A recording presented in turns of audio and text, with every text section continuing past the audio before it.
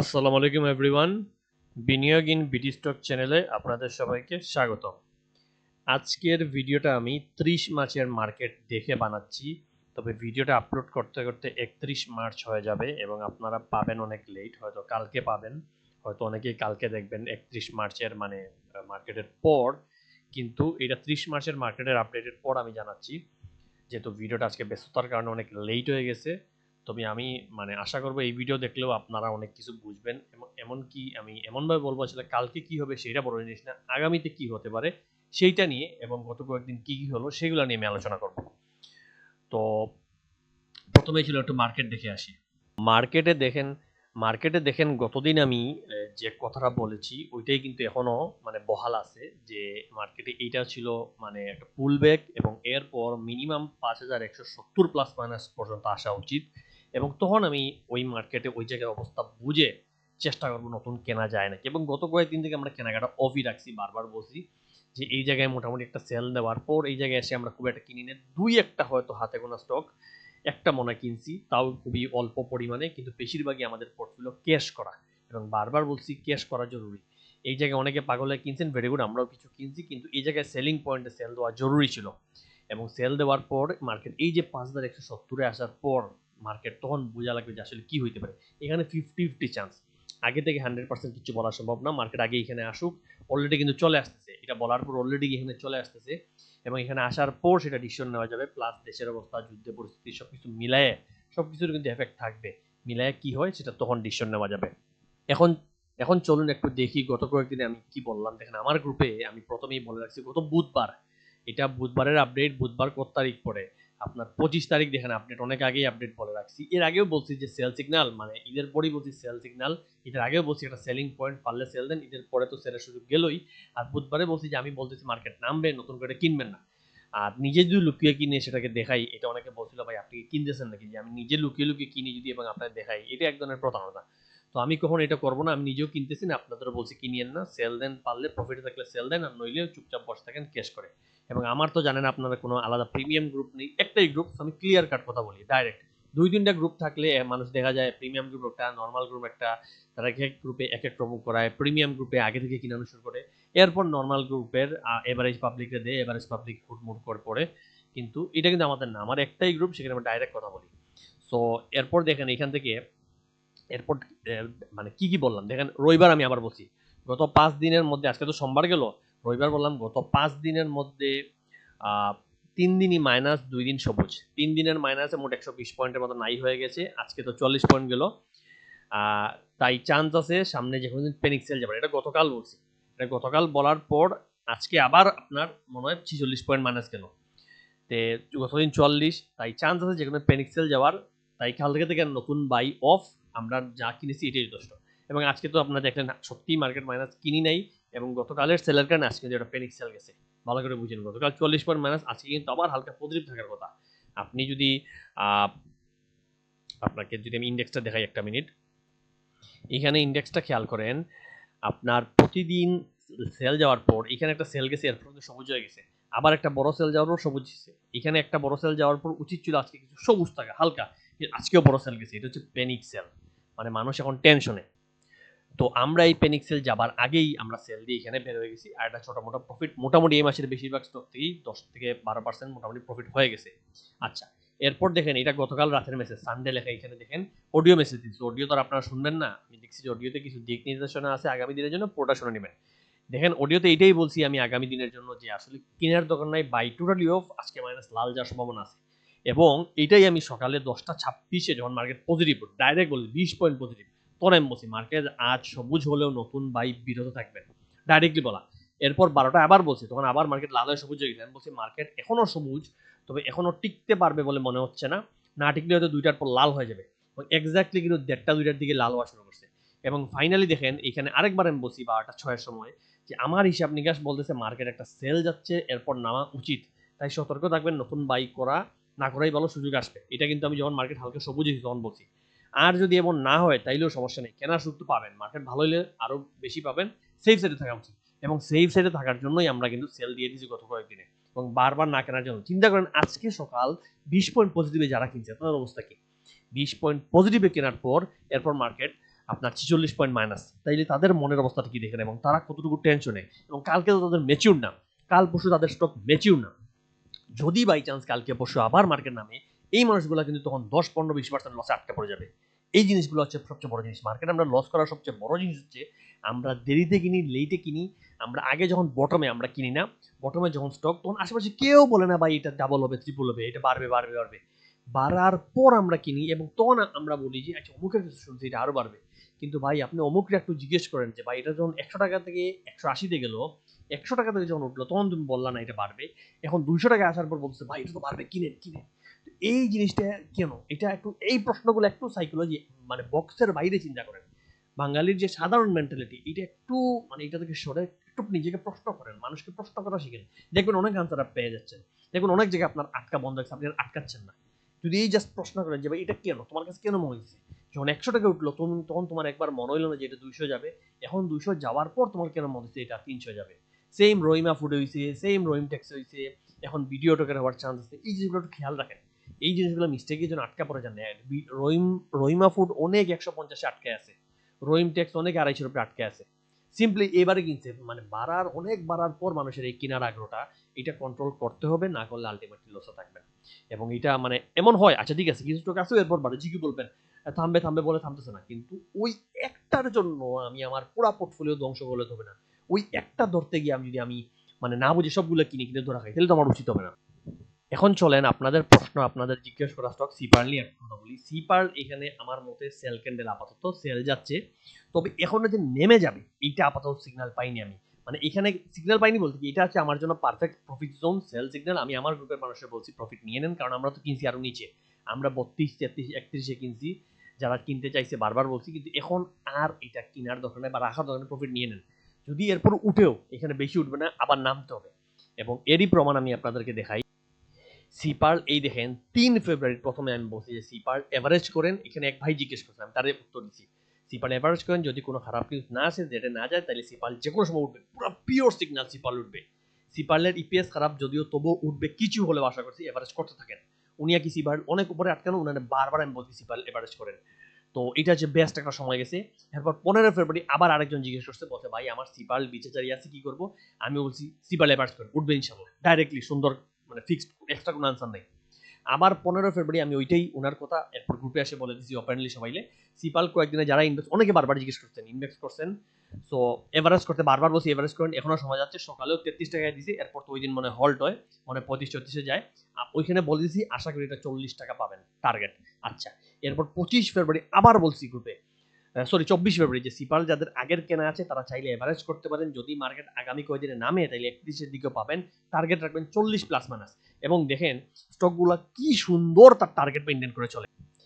Sea Pearl আজকে ডেটে ঠিক 40 টাকায় এসে কিন্তু সেল যাচ্ছে। এই যে 40 ক্রস করে সে একদিন গেছিল 42, কিন্তু নেমে গেছে, টিকতে পারেনি। এবং এইখানে এখন মানে এটা 50-50 ঘোরাফেরা করতেছে, এটা কি উঠবে না নামবে, আমার মতে এখানে প্রফিট টেক করা উচিত। যেহেতু আমরা অনেকে 32, 33 এইখানে অনেকে কিনছে, এখানে profit, perfect profit taking zone. এবং চিন্তা করেন আপনি যদি আমার কথায় 3 ফেব্রুয়ারি কিনতেন, একটু আগে ধরি, যদি আমরা পরেও আরো কিনছি, একটু আগে ধরি 3 ফেব্রুয়ারি থেকে এই জায়গা পর্যন্ত আপনি দেখেন 30% গেইন পাইলেন। কতদিন লাগলো একটু দেখি তো, 49 দিন। 49 দিন ধরলাম 2 মাসই লাগলো, 2 মাসে আপনার 30% একটা স্টক দিতেছে, আর কি লাগে আপনার, মানে 15% করে মাসে গেইন পাইলেন। যেখানে আমাকে অনেকেই গ্রুপে জয়েন হন এই মানে কথায়, এই ভরসায় যে ভাই মাসে 5% দিলে আমি খুশি। একটা স্টকে আমাকে অনেকেই, কিন্তু আমার গ্রুপের মানুষ ভাই মাসে 5% দিলেও খুশি, 10% দিলে তো আলহামদুলিল্লাহ ভাই, আপনারা তো কিছু টাকা এক্সট্রা দিয়ে দিব। মানে মানুষ এরকম বলে যে ভাই আপনি জাস্ট 10% দিতে এনাফ, 5% দিলে এনাফ, আর 10% দিলে তো আলহামদুলিল্লাহ। সেইখানে আপনার 2 মাসে 30% মানে 15%। সমস্যা হচ্ছে কি, আমরা শেয়ার মার্কেটকে বানাই দিচ্ছি চাকরির মতো, মানে আমি মাসে যে বেতন আমার পাইতেই হবে, ভাই আমি স্টক কিনছি, এই 1 মাসের মধ্যে আমার এইটা থেকে 10% 20% আসতেই হবে। এখন মার্কেট যতই লাল হোক, যতই প্রতিযোগ, তেলের দাম যতই বাড়ুক, যুদ্ধ যতই লাগুক, আমারে এইটা থেকে এই মাসে 10% আসতেই হবে। এই যে মানে রেইজ বা এই যে জোর করে প্রফিট, এই জোর করতে গিয়ে আমরা কিন্তু ধরা খাই। কিন্তু এই জোরটা বাদ দিয়ে আপনি যদি ঠান্ডা মাথায় একটা স্টক বটমে যখন আপনার বাড়বে সিগন্যাল দিচ্ছে, যেটা আমরা বুঝি, ওই জায়গায় আপনি কিনতে পারেন, তাহলে বাড়ার পর টার্গেটে সেল দিলে আপনার কিন্তু ইজিলি 30% কোনো ব্যাপারই না। এটা বারবার বলি, আরো উদাহরণ দেখাবো, ইজিলি 30% আছে। এখন দেখেন 2 মাস বসে, সমস্যা কি, আপনি 2 মাস আমার সাথে থাকেন, আমি 2 মাস যখনই নেগেটিভ সিগন্যাল বলবো বেড়ে যেতে, যে কোনো স্টকই আপনার 40 টাকা টার্গেট দিছি, বাই চান্স স্মার্ট মানি যদি বের হয়ে যায়, আমি তো সঙ্গে সঙ্গে গ্রুপে বলবো ভাই বের হয়ে যান, আপনি তখন বের হয়ে যাবেন। আর নইলে আপনি ফলো করলেন, আমার জিজ্ঞেস করলেন 2-3 বার মাঝে মাঝে মাসে, আমি প্রফিট মানে আমি আপডেট দিলাম, আপনি ওই জায়গায় সেল দিবেন, সমস্যা তো কিচ্ছু নাই। সিম্পল মেকানিক্স দেখেন, এইটা আমার ছিল একটা ভালো প্রফিট আলহামদুলিল্লাহ। আচ্ছা, এরপর আমি দেখাই আরো। রহিম ট্যাক্সটা আমাকে একজন 25 ফেব্রুয়ারি জিজ্ঞেস করেন, দেখেন এখানে 25, উনি বলছেন রহিম ট্যাক্স আমি লসে আছি ছেড়ে দেবো। আমি লিখছি দেখেন যে রহিম ট্যাক্স নামার সম্ভাবনা আছে এবং চান্স আছে 170 থেকে 80 রেঞ্জে নেমে আসার। এটা একটু খেয়াল রাখবেন, চান্স আছে 170 থেকে 80 নেমে আসার, এরপর ওইখান থেকে উঠবে, কিন্তু এতটুকু নামবেই, এটা খেয়াল রাখবেন। আচ্ছা, এটা আমি 25 ফেব্রুয়ারি বলছি, এবং 25 ফেব্রুয়ারি আপনি যদি বলেন, আমি আপনাদেরকে দেখাই, দেখেন 25 ফেব্রুয়ারি একটু দেখি তো, 25 ফেব্রুয়ারি মার্কেট কই ছিল, এটা কত টাকায় ছিল, এই 25 ফেব্রুয়ারি এখানে ছিল, এটা যখন 220 টাকায় ছিল উনি আমার মেসেজ দেন, এবং এরপর দেখেন ঠিক 180, 70 থেকে 80, 180 টাচ করে স্টকটা উঠতেছে, 180 টাচ করছে। মানে স্টকগুলা মাঝে মাঝে আমার নিজেরও বিশ্বাস হয় না, কিন্তু অ্যানালাইসিস এত পারফেক্টলি লাগে, এত পারফেক্টলি স্টকগুলা মানে কতটুকু নামবে উঠবে পারফেক্টলি ধরে ধরে যায়, এবং 180-তে বলছি 180 টাচ করে উঠছে। আমি তবু আরো 10 কমাইয়া বলছি, কারণ আমার মনে হয়েছে চার টু নামলেও ঠিক নাই। মানে নর্মালি আমরা এক্সাক্ট দাম বলি না, এত অনেক সময় প্লাস মাইনাস, অনেকে বলেন ভাই আপনি 180 বলছেন 170-এ চলে গেল, তো একটা জোন বলছি, বাট 180 কিন্তু টাচ করে উঠছে, এবং এখন উঠে যাবে না আমার আপাতত মনে হচ্ছে এটা বাড়বে।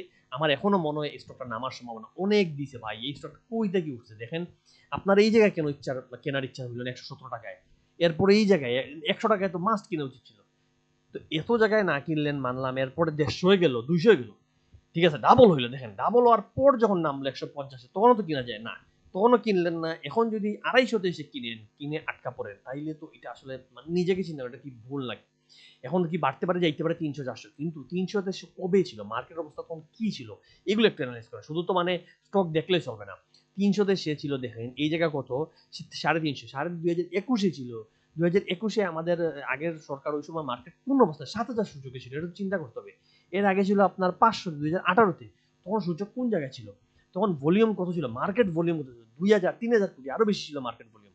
তো ওই রকম টাকা নাই মার্কেটে, এই পর্যায়ে যদি এত বেশি উঠে, এটা একটু মানে অতিরঞ্জিত বেশি আশা হইতে পারে। জিকিউ তো হয়েছে আমাদের সামনে, কিন্তু এক জিকিউর জন্য আপনি যদি রহিম টেক্স কিনে ধরা খান, এক জিকিউর জন্য আপনি রহিমা ফুডও কিনে ধরা খান, এক জিকিউর জন্য আপনি এখন ভিডিওটাকে কিনেন, এক জিকিউ চিন্তা করে আপনি যদি এখন মানে মার্কেটের সব স্টক মনোসপোল মাগুরা সব কিনে আসেন এই আশায় যে এইটা জিকিউর মত হবে, এইটা নেক্সট জিকিউ, এইটা নেক্সট জিকিউ, এটা তো হবে না। জিকিউ একটা মিরাকেল, ওইরকম একটা হইতেই পারে, কিন্তু এটা নিয়মিত আপনি পাবেন, এটা মানতে হবে। আচ্ছা, এরপর সর্বশেষ আরেকটা স্টকের আপডেট দিয়ে চলে যাই, রানারাটো 10 ফেব্রুয়ারি আমি আমার গ্রুপে না, আসলে রানারাটো আমি গ্রুপে বলি নাই, এটার জন্য আমি দুঃখিত আমার গ্রুপের মানুষের কাছে, মেম্বারদের কাছে। আসলে রানারাটো আমি তখন গ্রুপে জানাই নেই, এটা আমার এই যে যাদের পার্সোনাল পোর্টফোলিও হ্যান্ডেল করি, এবং কিছু মানুষ আমাকে তখন জিজ্ঞেস করছিল যে ভাই রানার কি করব, অনেকের আগে থেকেই তো রানার কিনা, কি করব, তাদের আমি বলছি দেখেন রানার 32 থেকে 3280-তে কিনেন, স্টপ লস 3150, টার্গেট 38, এটা প্রথমে আমি বলছিলাম তাদেরকে 10 ফেব্রুয়ারি। এবং 17 ফেব্রুয়ারি বলে যে আরো কয়েকজন আমাকে জিজ্ঞেস করেন, আমি বলছি রানার ঠিক আছে, উঠানামা করে 39 যাবে একেবারে পারফেক্টলি।